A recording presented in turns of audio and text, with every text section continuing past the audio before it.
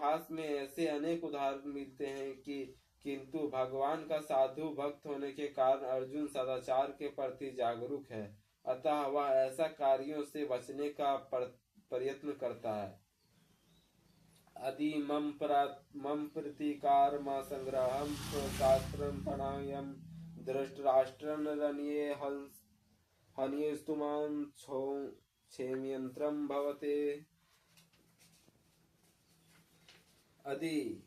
यदि मम मुझको अप्रतिकारणम प्रतिरोध न करने के कारण अशस्त्रम बिना हथियार से शास्त्र प्रणयन शास्त्रधारी धृतराष्ट्र के पुत्र रणे युद्ध भूमि में यनियो मारे, तत्वाह में मेरे लिए क्षेमतरम से श्रम भवते होगा।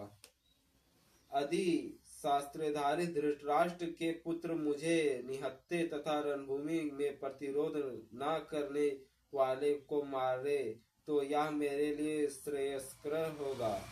तात्पर्य, क्षत्रियों के युद्ध नियमों के अनुसार ऐसी प्रथा है कि निहत्ते तथा विमुख शत्रु पर आक्रमण न किया जाए, किंतु अर्जुन ने निश्चय किया कि शत्रु भले ही इस विषम अवस्था में उस पर आक्रमण कर दे, किंतु वह युद्ध नहीं करेगा। उसने इस पर विचार नहीं किया कि दूसरा दल युद्ध के लिए कितना उद्यत है। इन सब लक्षणों के कारण उसकी दयादरता है, जो भगवान के महान भक्त होने का कारण उत्पन्न होता है। संजय उवाच। ए मुक्त्वा अर्जुना संध्ये रथोपस्थम् उपासिता विसर्जे सशर्म चाम शोक संग्रीविनास्म। संजय ने कहा, एव इस प्रकार उक्त्वा कहकर अर्जुन संजय युद्ध भूमि में रथ के उपस्थित आसन पर उपाविष्टा पुनः बैठ गया।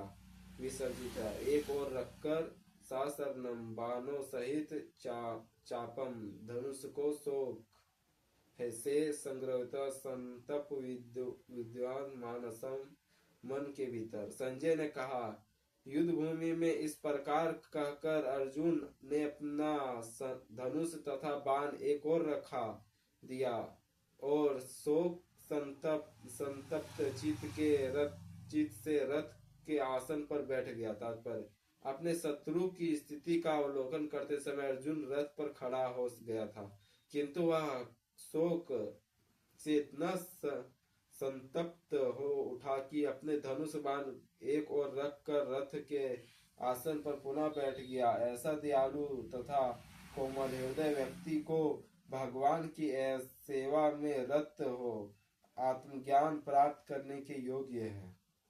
इस प्रकार भगवत गीता के प्रथम अध्याय कुरुक्षेत्र के युद्ध स्थल में सैन्य निरीक्षण का भक्ति वेदांत तात्पर्य पूर्ण हुआ। अध्याय 2 गीता का सार। संजय उवाच। तम तथा कृपा विशिष्ट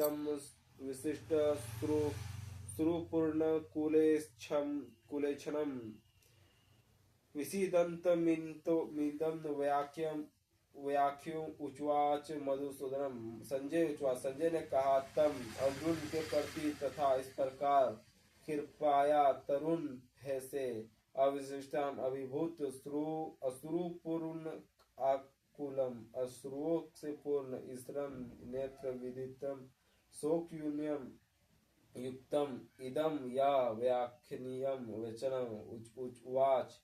कहा, मधुसूदन मधु का वध करने वाले कृष्ण ने। संजय ने कहा, करुणा से व्याप्त शोक युक्त अश्रुपूर्णित नेत्रों वाले अर्जुन को देखकर मधुसूदन ने ये शब्द कहे। भौतिक पदार्थों के प्रति करुणा, शोक तथा अश्रु ये सब असली आत्मा को न जानने के लक्षण है। शाश्वत आत्मा के प्रति करुणा की आत्मा साक्षात्कार है। इस श्लोक में मधुसूदन तद महत्वपूर्ण है। कृष्ण ने मधु नामक असुर का वध किया था और जब अर्जुन चाह रहा है कि कृष्ण उस अज्ञानी रूपी असुर का वध करे जिसने उससे